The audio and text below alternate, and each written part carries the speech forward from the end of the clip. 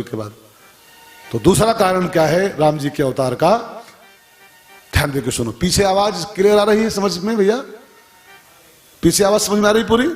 हाँ तब ठीक है। तो सुनो फिर दूसरा कारण। एक कलप सुर देखी दुखारे, एक कलप सुर देखी दुखारे, समर जलंधर सन सब हारे, समर जलंधर सन सब हारे, परम सती असु राधिप नारी, परम सती असुराधिप नारी, तेहि बलता ही न जितई पुरारी, तेहि बलता ही न जितई पुरारी। एक बार की बात है, धरती पर एक बड़ा भयंकर दैत्य पैदा हुआ, उसका नाम था जलंधर।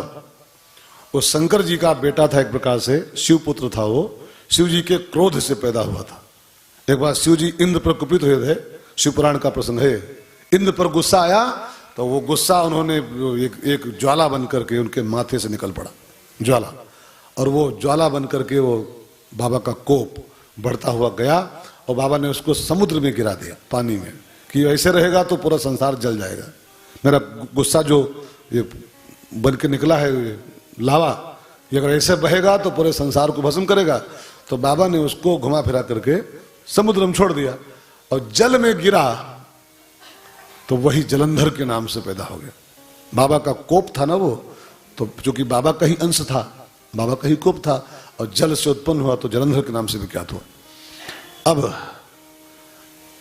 राक्षस था स्वभाव से, वो अत्याचारी भी था, बलवान भी था। दूसरी एक और चीज उसके साथ जुड़ गई, उसकी जो शादी हुई तो उसकी पत्नी का नाम था वृंदा। और वृंदा महापतिव्रता, परम सती नारी, परम सती। और शास्त्रों में एक बात लिखी है कि जिस पुरुष की नारी पतिव्रता होती है, जिस व्यक्ति की नारी, तो नारी का जो पतिव्रत धर्म होता है, उसकी पत्नी का धर्म, वो उस पुरुष का सुरक्षा कवच बन जाता है। उसके आसपास उसकी नारी का धर्म फिर एक कवच बन के, उसका बख्तर बन करके आसपास रहता है और फिर उस पुरुष का कोई बाल बांका नहीं कर सकता है। अब वृंदा का धर्म जलंधर का सुरक्षा कवच बन गया। जलंधर को ये बात मालूम थी कि जब तक मेरी पत्नी का धर्म सेफ है, मेरा कोई कुछ कर नहीं सकता है। और उसने उसी धर्म की आड़ में कि मेरा कोई कुछ कर पाएगा नहीं, मैं सेफ हूं, मेरी पत्नी का धर्म मुझको बचाएगा। अब उसी वो कवच की आड़ में खड़ा होकर के अत्याचार की हद कर दिया उसने। लाखों नारियों की इज्जत से खेलना, धर्म कर्म सब नष्ट करना, यज्ञ हवन पूजा पाठ सब बंद करना, साधु महात्माओं की नाक में दम कर देना, ये सब करना शुरू किया। हाहाकार मचा दिया कुछ ही दिनों में उसने। देवता सब भूखे प्यासे, संत महात्मा सब अधमरे ब्रह्मा की शरण में आए। ब्रह्मा जी सबको लेके महादेव के पास आए। महादेव बाबा, तुम्हारे लड़कवा है यो संभारो, तुम्हारे बेटा है, तुम ही इसको ठीक कर पाओगे। तो लिखा है शंकर जी त्रिशूल लेके गुस्से में आए कि मैं इसको जान से मार डालूंगा। अभी आए, त्रिशूल चलाए जलंधर पर, लेकिन वो गया और वो जो कवच था उसके सामने वो दिखाई नहीं पड़ता था, धर्म उसका कवच बना हुआ था। वो त्रिशूल जाए शंकर जी का और खट से लड़े और बैक मारे, वो लड़े जाए वापस चलावे। सारे देवताओं के हथियार चलाए गए लेकिन कोई हथियार जलंधर की छाती तक पहुंच नहीं पाया। बिल्कुल सेफ हो। तेहिबल ताहिन जिताई पुरारी, स्वयं महाकाल भी त्रिशूल लेके वापस चले आए, मेरे बस का नहीं है। वहां तो कोई पहुंच नहीं पा रहा है हथियार, कोई तो क्या किया जाए, कैसे मरे। तब ब्रह्मा ने कहा इसका एक ही उपाय है मारने का, इसके आगे जो चीज खड़ी है धर्म, इसकी पत्नी का, वो जब फाड़ा जाएगा, इसका जब वो धर्म का कवच फटेगा तब इसकी छाती प्रहार हो पाएगा। इसकी सुरक्षा में लगा है इसकी पत्नी का धर्म, तो पहले इसकी पत्नी का धर्म बिगाड़ा जाए किसी प्रकार से। अब समस्या आई कि वृंदा का धर्म कौन बिगाड़े। सती नारी को कौन छेड़ सकता है, बड़ा पावर होता है उसके पास। सती चाहे तो क्या नहीं कर सकती। हाँ, वो कौन थी, वो अनसुईया नहीं, एक और थी, नर्मदा।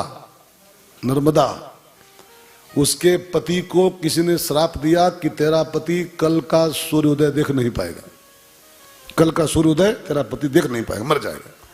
तो नर्मदा ने कहा अच्छा, हमारा पति कल का सूर्य नहीं देखेगा तो अब कल सूर्य उदय ही नहीं होगा, जाओ। और जानते हैं नर्मदा ने अपने पतिव्रत धर्म का बल लगा के सूर्य को बांध दिया और कहा जो निकट पड़े तुम्हारी खैर नहीं है। 6 महीना हो गए, सूर्य भगवान उच्चैन पे ऊपर कहा, दबाए पड़ी उनको। 6 महीने दिन नहीं हुआ, रात ही रात रही। तब माता अनुसुईया की शिष्या थी वो नर्मदा, वो स्वयं भागती आई, बेटी कुछ कर, ये षष्ठी का नियम सब फेल हो रहा है। 6 महीने से रातन रात सूर्य को छोड़। कहा मैया सूर्य को छोड़ू तो मेरा सुहाग नष्ट हो जाएगा, वरदान वो श्राप मिला है कि सूर्य निकला मेरे पति मर जाएंगे। कहा तू उसकी फिक्र न कर, मैं हूं ना, मैं उसको जीवित कर दूंगी फिर से। तो नर्मदा ने सूर्य को छोड़ा और सूर्य निकलते उसका पति मर गया। अनुसुईया माता ने हाथ में जल लिया, अगर मैं पतिव्रता हूं फिर जीवित हो जाए, फिर जिंदा कर दिया उसको। ये दम होता है पतिव्रताओं में, ये ताकत होती है। तो उसको छेड़ना भी तो बड़ा मुश्किल काम था। मैं पतिव्रता के धर्म को कौन छेड़खानी करे, कौन उसका धर्म बिगाड़े, श्राप दे के भस्म कर देगी। तो भगवान नारायण के पास अब आए, ठाकुर तुम ही कुछ करो। धर्म बिगाड़ना है कि स्त्री का, लेकिन है तो गंदा काम, लेकिन करना पड़ेगा आपको। नहीं करोगे तो पूरे संसार का अहित है इसके पीछे, जलंधर पूरे संसार को तबाह कर डालेगा। जाओ, है तो काम ठीक नहीं, लेकिन करना पड़ेगा। ठाकुर जी भी राजी हो गए, चलो काम तो ठीक नहीं है, किसी नारी की इज्जत बिगाड़ना, किसी नारी का धर्म बिगाड़ना, धर्म काम तो ठीक नहीं है, लेकिन अब जगत भर का हित छिपा है, चलो ये भी सही। और गोस्वामी जी कहते हैं छल करि टार्यो ता सुब्रत प्रभु सुर कारज कीन्ह, और जब ते ही जान्यो मरम तब श्राप कोप कर दीन। भगवान विष्णु ने छल करके उसका धर्म बिगाड़ कर दिया। वो जलंधर युद्ध के मैदान में था और भगवान विष्णु जलंधर का रूप बना करके और पहुंच गए उसकी पत्नी के पास, और कुछ प्यार भरी बातें। उसको लगा पति आया है, जान नहीं पाई। भगवान ने ऐसा रूप बनाए थे जलंधर का, लगा हमारा पति ही आ गया। अब वो तो गेट खोल दी, विश्वास करके अंदर बेडरूम में ले ली, चाय वाय लाई, और बाबा प्रभु ने कुछ प्यार भरी बातें करके और धोखा देके उसका धर्म बिगाड़ डाला। जब वो जान पाई कि ये तो मेरा पति नहीं है, ये तो कोई और है, लेकिन तब तक भगवान का तो काम हो ही गया था, धर्म तो उसका नष्ट हो गया था।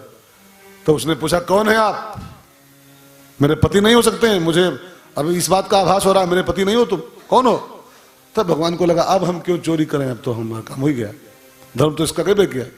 बस भगवान प्रकट हो गए, वृंदा मैं हूं नारायण, तेरा पति पूरे त्रिलोकी को त्रस्त किए हुए है, तो मैंने त्रिलोकी के हित के लिए तेरा धर्म नष्ट किया है, आई एम सॉरी, लेकिन अब जो होना था वो तो हो चुका है, तुम्हारा पति आज मारा जाएगा।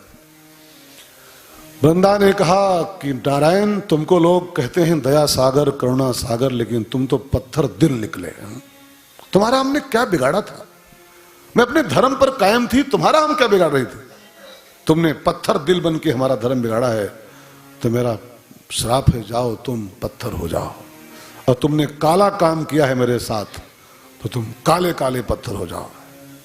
वही बने भगवान शालिग्राम।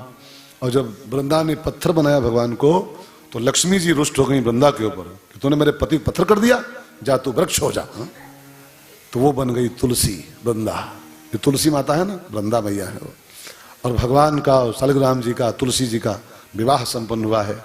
भगवान का ने कहा मेरी एक रानी तो लक्ष्मी है, लेकिन एक रानी मेरी तुलसी भी रहेगी, तुलसी महारानी नमो नमो, हरि की पटरानी नमो नमो, भगवान की पटरानी है वो। और भगवान ने वहीं पर एक वरदान दिया है कि मेरी पूजा में अगर तुलसी का प्रयोग नहीं करोगे तो मेरी कोई पूजा में स्वीकार नहीं करूंगा।